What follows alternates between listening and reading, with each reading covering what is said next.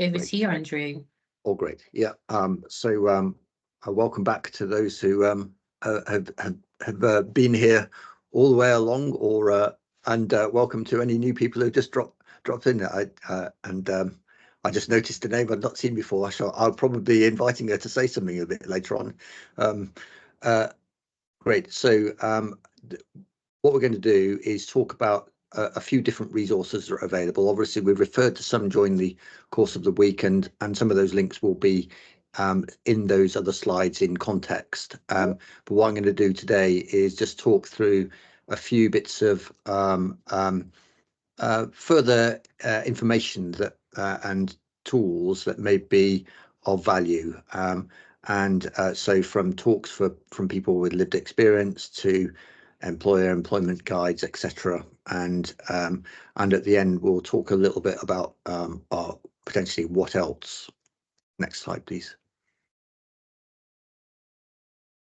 So although we've been talking all the way along about autism, and we've been talking about neurodiversity and neurodivergence and neurominorities, the slides from lived experience that I've the contacts that or YouTube links that I've put in are ones which, so there's some slides here are some YouTube links from autistic adults, and in fact some of you in the county may be familiar with Purple Ella, because she's done a few talks in the county before.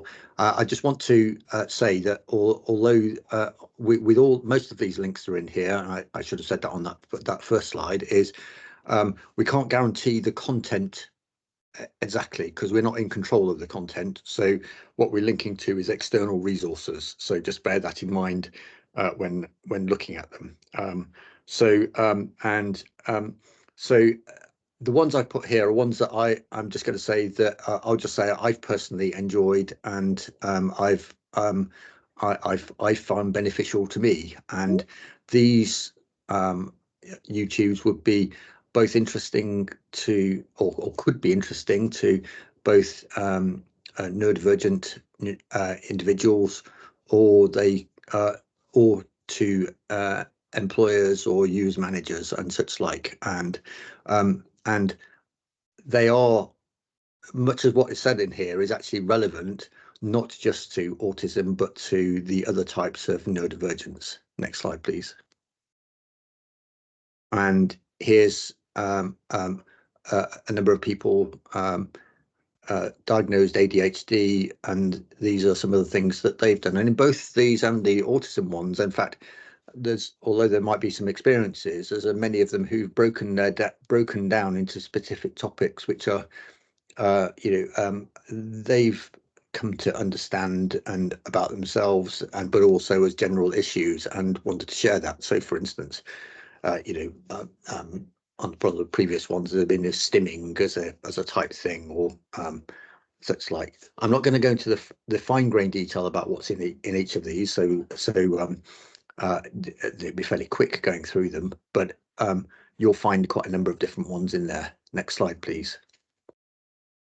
These are some I found which I've enjoyed, about a variety of videos about Tourette's, and a couple of ones, and I'd mentioned about well-known people who have been diagnosed with different neurodivergent conditions.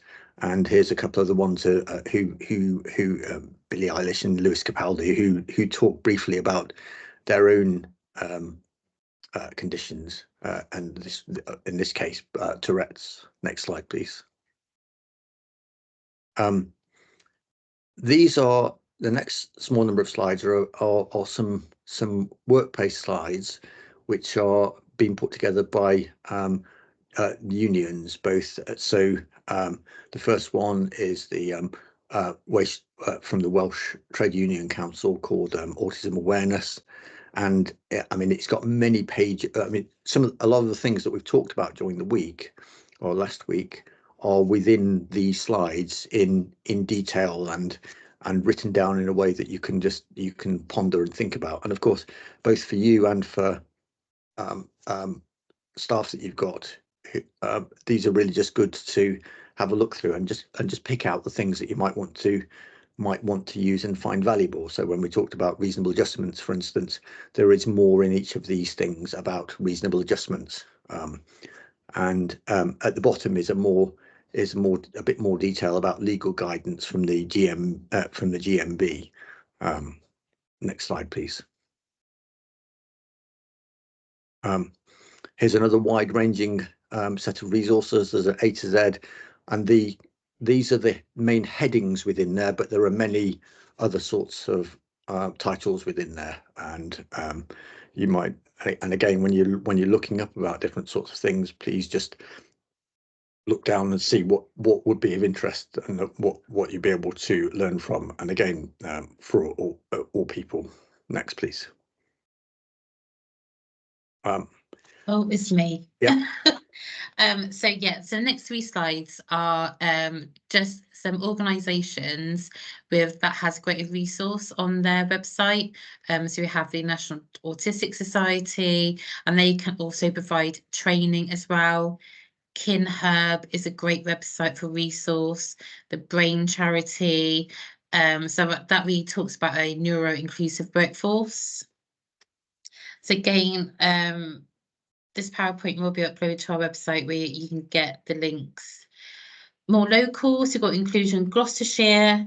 They do a lot of support and training regarding neurodiversity, and they are a user-led service. Andrew knows them well, and they are amazing. They contribute a lot to the Oliver McGowan training within our service. So the Employment Skills Hub, we have an autism job broker, and we also provide advice and guidance to employers through our employee engagement team. And Know Your Patch. I've added Know Your Patch.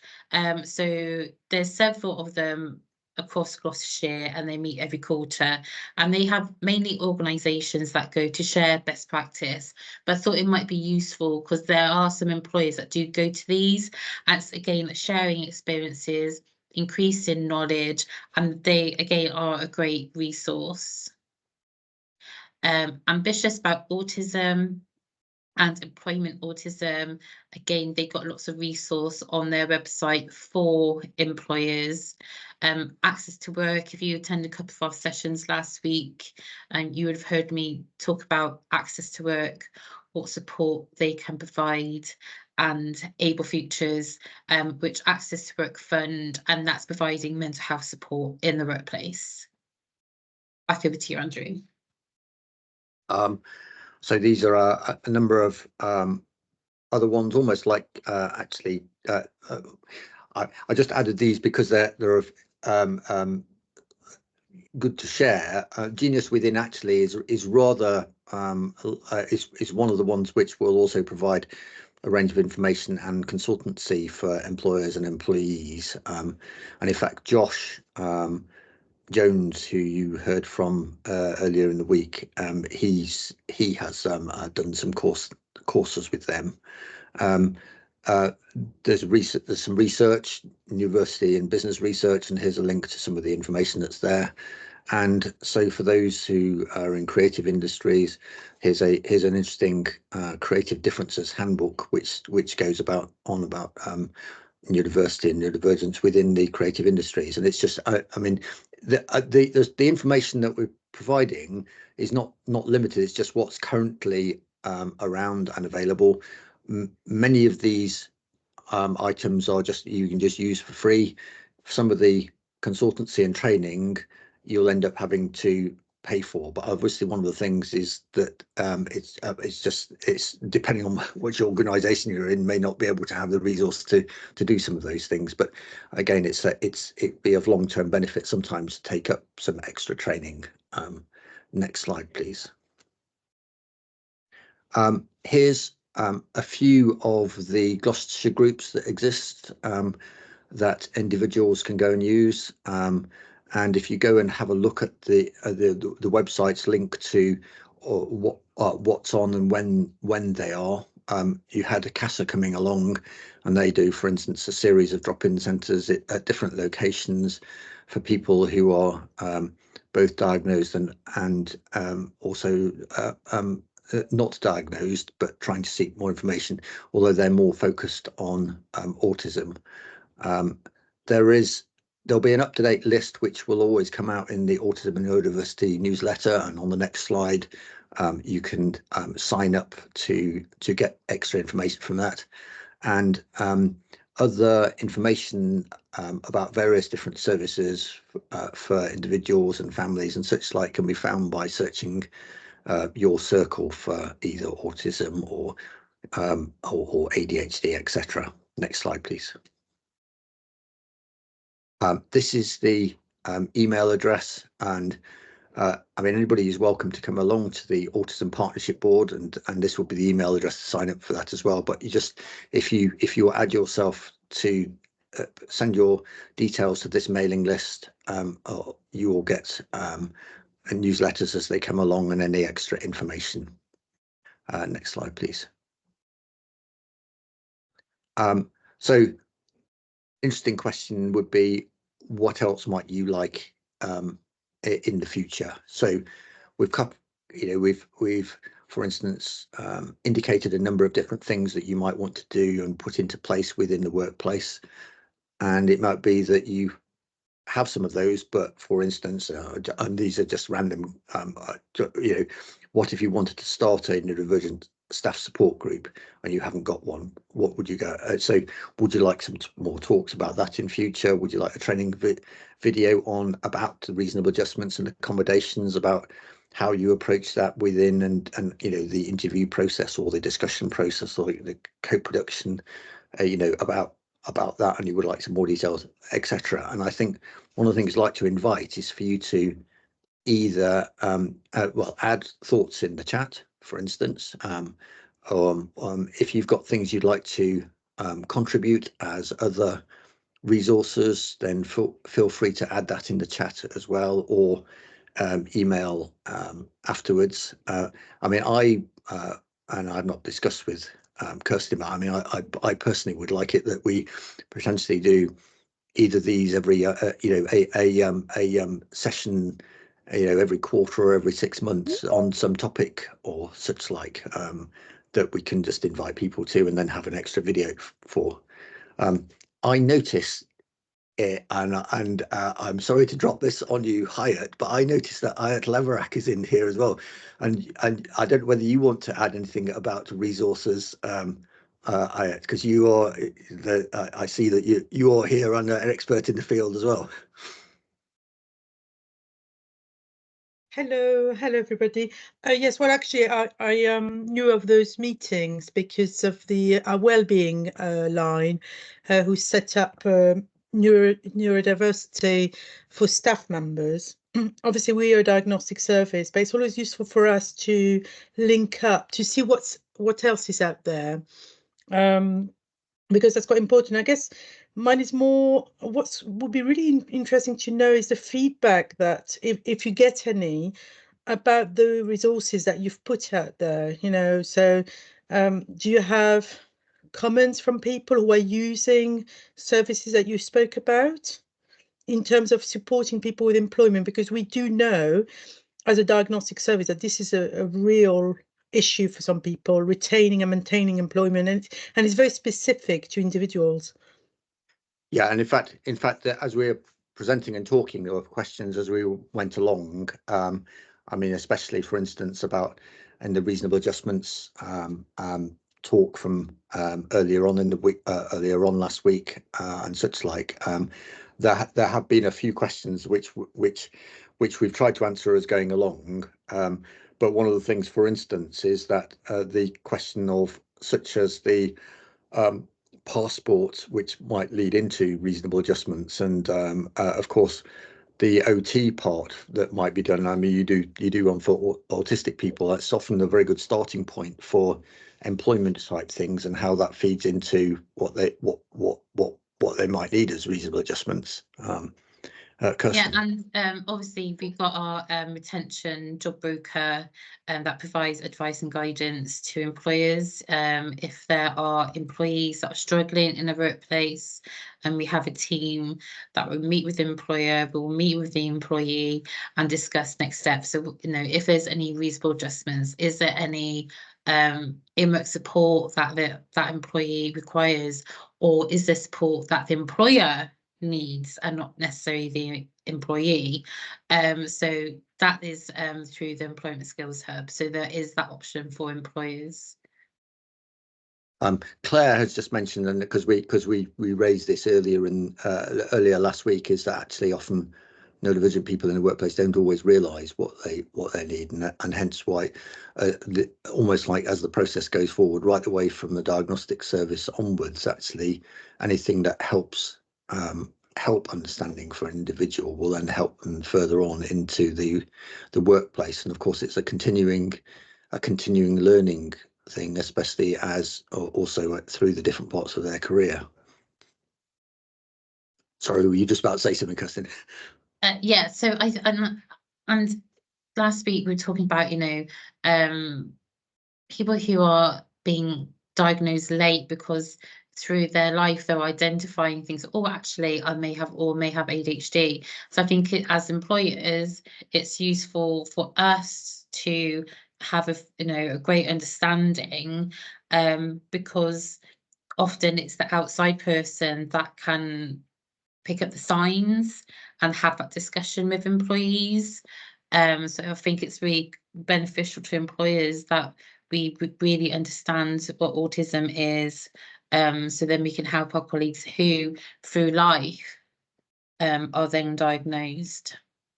And just a question to the group, what resources do you currently use? Yes, Vanessa, is being recorded. That's great. Resources at the moment. I know DWP, we've got quite a few people, but it seems there's a long waiting list. So for software onto their computers. With adult learners, I have very close involvement to when they join teams and look at individual needs for what they need. So if I've got somebody at the moment with ADHD who's saying that she needs shadowing opportunities before she actually is left to do something on her own independently. So I've had a chat with her supervisor, and I think it's like you've been saying, Andrew, it's very individualized. I'm neurodivergent as well, and I have my own needs. So I think it's how I recognise others have very individual needs as well. But as for resources, I think managers as generally need more support within this area. I think that's something we can certainly look at, Vanessa. Definitely. Yeah, I think there's a great deal in those resources that if you haven't come across any before, then they're there. But I think one of the invites is if you come across any great ones as well, then please add them, because this will be a living list that we'll try and keep, and probably put a little bit of textual review by the side of some of them, just so that people know what they're looking for. And I like, by the way, I'd not actually heard of that one that you just mentioned about, because the idea, Vanessa, about the shadowing, I think that's a really that's an interesting one. I'd not heard as a adjustment or accommodation in any of the ones. I'm sure it was there written down somewhere, but I really like that one. I think as an organisation, even with training, and especially since COVID, a lot of training has been put online. I can't listen to somebody in virtual online training. I'm kinesthetic. I need to be able to touch things myself for my training. So I've put that forward to some of the transformation groups that I'm involved in as well. So I think they're looking at that.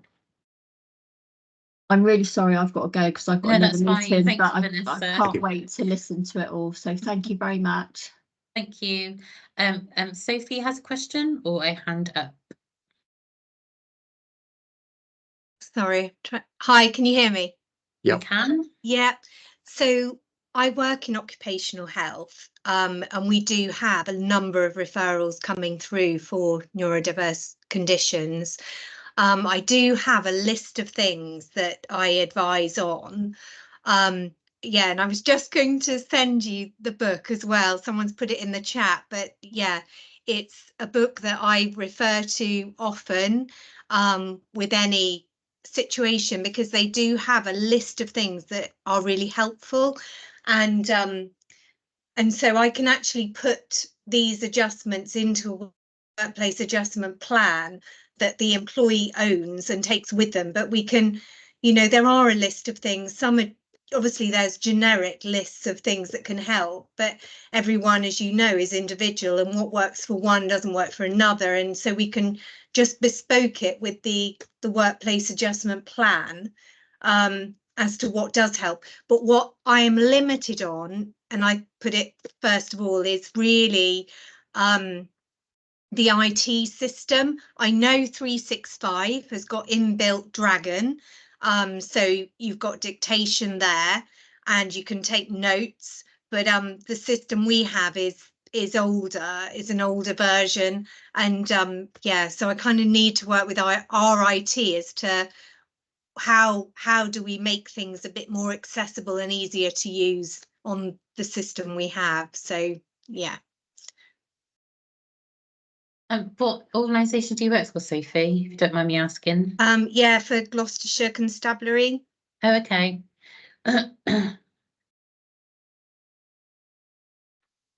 One of the things although we didn't formally list Oliver McGowan training down on here, but we have mentioned it during the week. There'll be some of you who will be able to access it because of through the NHS, and of course that's specifically autism, and also covering learning disability as well. And it's not, although it mentions about wider neurodivergence, it doesn't. It's not specific to that, but anybody. But I think council employees also sign up for that, Yeah. Kirsten, do you know? Yeah, so and also that's a great add-on, because I forgot about training. So many of you might be able to access Learn Pro Community. That's a great resource for training. Yeah, I would, because that's how we got through to Oliver McGowan, Andrew, was through Learn Pro Community. But Inclusion Gloucestershire, they do training. So it's kind of signing up to all newsletters. I sign up to, I think, to many newsletters. Andy, he was on the call, he signs up to newsletters, because that is how you get the information.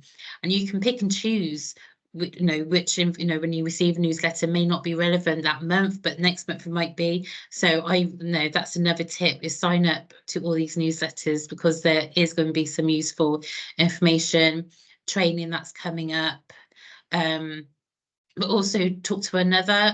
So we have host employer forums. So I manage our employee engagement team along with Andy, and we host quarterly employer forums, where some of the employers that attended last week and spoke are kind of our champions. So if you want to know more about the employer forums, where we talk about inclusive recruitment, maintaining a workforce, please do get in contact. We do send out newsletters as well. So yeah, I think it's more about sharing information, isn't it, and supporting one another as employers. And I think one of the things that we probably could do with have an obligation to do is try and at least condense down the things that come through the door, so that there's an up-to-date list that available that people can look at. There are obviously other lists that we can refer to, but there's both in-county and out-of-county things. So there's a level at which certainly on the we would try and link to on the, or keep up to date on the newsletters. Certainly I do that for the autism and neurodivergence partnership board. And Gloss Jobs, I know a lot of you heard about these lunch and learn sessions via Gloss Jobs. Gloss Jobs is a great resource. It's not just about job opportunities. And Your Circle, I think you mentioned Your Circle in your slide, didn't you, Andrew? Your Circle is a great online directory, not only support for employers, but support for our employees. So like Andrew mentioned earlier about the groups, you know, part of our role is to kind of know what is out there. So if we do have an employee that's struggling or they're feeling isolated, we can tell them of the groups, the resources out there for them. So yeah. Anything else in the chat? Oh, Andy's got his hand up. Thanks, Kirsten. I think through this series of these presentations that people have turned up for and given their time to share the information with us, we've seen some really good examples of lived experience. And our ability to be able to do this and share that just reminded me of some of the work that we do with the Employer Forum as well, where we look to get employers together to capture those experiences and to share with each other what they've done. Because if one thing's clear about neurodiversity from this series of talks that we've had, is that whilst there are traits and similarities, every individual is different. Yeah. And I think that's one. 100%. And one of the things that I definitely would like to follow up on is because we've talked about that process and CASA presented about the passport and looking at and follow on a little bit of plan. And I think that definitely would be good to have a recorded session which takes through just really focuses on producing one of those and such like, because not everybody will be coming in with the knowledge of the things, but of course not everybody will be able to you can't necessarily not all employers will be able to go out and get a consultant in or have access to an OT to help produce some of those things. So there's the more knowledge we can put and make available, such that staff just generally and managers have the ability to have some of those the conversations and discussions, the better. So that's be one thing I would like to do with the Employer Forum one. Do you have it by are they focused topics each time, or how general are they? We have some general, so inclusive recruitment is always on the agenda. Disability confident, we have that on the agenda, but we're also producing an online toolkit for employers in Gloucestershire called Inclusivity Works. So the aim is for employers to be heavily involved in the creation of this website because it's their toolkit. But there would be, so these films will be on there. The PowerPoints will be on Inclusivity Works when it's live. But we often ask employers, what do they want on the agenda? What do they want to talk about? And it's, yes, we have an agenda, but it is an open discussion. So the last one we had at RAU, we had Atty there speaking about their recruitment process for neurodiverse candidates, and it sparked a healthy debate. It was a really interesting conversation. So we do have the general items, but we also make it specific as well. Yeah. So every quarter they're in person, we don't do them virtually. Yeah, so Andrew, I don't know if you want to pop along to one. If I'm when I'm in the area, that's probably a thing. When you're not touring the UK. Yeah, that's right. Oh, and sorry, this is an aside. It's because Sophie Moore, I think you say you were from the Gloucestershire Constabulary. Yes. Yeah. Are you linked into the because we've got on the autism strategy, we've got we've got on the sixth item is about the improving work within the justice system. And I didn't know whether you were linked in or wanted to be linked into that. No, I'm not aware of it, but yes, it'd be good to be linked into that. If you could pass your email to Kirsten, then I'll get you linked into that. Okay, thank you. But does anybody have any questions? Doesn't have to be about resources. And we're lucky to have Andrew with us today. So do any of you have any questions generally?